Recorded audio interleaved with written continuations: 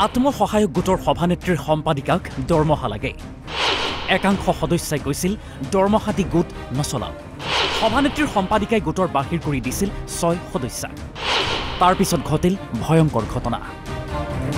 আজিলা গাঁৱৰ প্ৰায় সংখ্যক মহিলাই আত্মসহায়ক গোটৰ সৈতে জড়িত।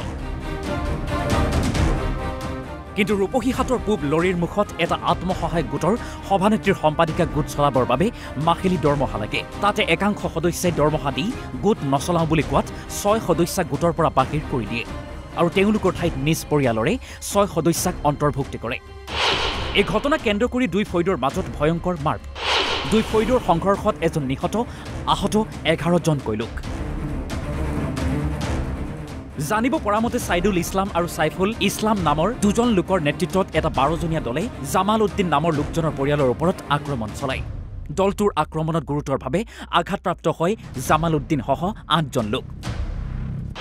পিছত চিকিৎসাধীন অৱস্থাত জামাল উদ্দিনৰ মৃত্যু ঘটে। আন 3জন লোক সংকটজনক অৱস্থাত GMCHত চিকিৎসাধীন হৈ আছে। ফাৰ্ষ্টত হৈছিলে মানে এটা গোট আছিলে আজি 13 চনত পৰা হয়। আমাৰ গোটেই গাঁৱে মিলি 10জন মানুহ এটা গোট আছিলে। এই গোটটো মানে পাছত গৈ ছেক্ৰেটাৰী দৰমহা দিব লাগে চলোৱাৰ পিছত আমি দৰমহা দি আমি গোটটো নচলাওঁ। তাৰপিছতে কৈছে তেতিয়াহ'লে কেনেকৈ হ'ব, আমি এনেকৈ নচলাওঁ। এনেকৈয়ে আছে, বহুত দিন এনেকৈ আছে। থকাৰ পিছতে এতিয়া অলপ দিন আগত সিহঁতি কি কৰিলে, এইটো আমাৰ ছটাৰ নাম কাটি পেলাই সিহঁতৰ পৰিয়ালত, অকল পৰিয়ালত এই যিটো ছাইদুল ইছলাম তাৰ পৰিয়ালত বনাই লৈছে। এতিয়া যেতিয়া এই চেক দিব তেতিয়া মানুহ কিছুমান আমাৰ গৈছে পঞ্চায়তত গৈ পাইছে, এনেকুৱা কথা। নামটো সেইটোৱে আছে, মানুহকেইটা পুৰণা মানুহকেইটা নাই, অকল তাৰ পৰিয়ালত আছে। এইটো কথা লৈ মানে অলপ জগৰাজগি হ'ল। হোৱাৰ পিছত বাদ দিলোঁ আৰু। কোনোবা কৈছে যদি এনেকুৱা বেইমানি কৰিছ, আমাৰ এইফালে তই খেতি কৰ, আমাৰ মাটি দি যাওঁ, আমি যাব নিদিওঁ। মাৰপিটটো কি লৈ হৈছে? সেইটো আমি গৈ আছোঁ। এইটো কৈছে যে আমাৰ এই মাটি দি যাওঁ, তই ভৰি ভাঙি দিম, এনেকৈ কৈছে। সি মাটি তাৰ কথা হয় নহয়। এইটো সন্ধিয়াত আহিছে এই চেণ্টাৰত সুধিছে, তই কেলেই কবি আমাৰ ভৰি ভাঙিবি? বলতো মই তেনেকৈ কোৱা নাই, আমাৰ মাটিত গ'লে আমি ভাঙিম, আমাৰ মাটিত কিয় যাবি? সেইটো লৈ সিহঁতি এই টমটমত হাতীয়াৰ ভৰাই লৈ চাৰিআলিত গৈছে। গৈ পেলাই আক্ৰমণ কৰিব গৈছে। মানুহ বহুত আছিলে তাত চেণ্টাৰত, মানুহ পঠিয়াই দিলে তাত। আকৌ আহি অলপ দেৰি পিছত আকৌ গাড়ী লৈ ওলাই আহিছে। আহি পেলাই এক ৰাস্তাত পাইছে, আহি পেলাই এটাক এক কোপ মাৰি দিলে আৰু ৰান্দাও এটা ওলালে মাৰিব। সেইটো একটা ঝগড়া হ'ল। ঝগড়া হৈ আকৌ সিহঁতে নামি মাৰপিট। সিহঁত কেইজন আছিলে মানে? কাৰ?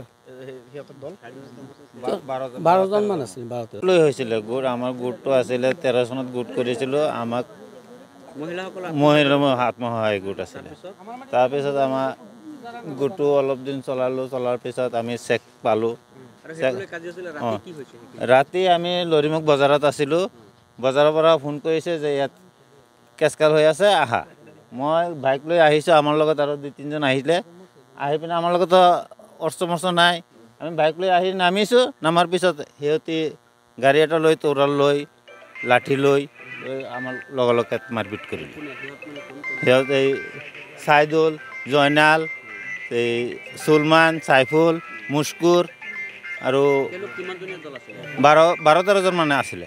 সিহঁতৰ ল'ৰা ছোৱালী লৈ ল'ৰা ছোৱালী লৈ 12-13জন মান আছিলে। আমাৰ 7জন মানুহ আঘাতপ্ৰাপ্ত হ'লোঁ। এজন ঢুকালে। বাকী 3জন গুৱাহাটী GMCত আছে। এতিয়া সিহঁতৰ সমস্যা ভাল নহয়। শংকৰ আছে, এজনৰ মৃত্যু হৈছে। ৰূপহীহাটৰ পৰা গুলজাৰ হুছেইন, অসম লাইভ 24।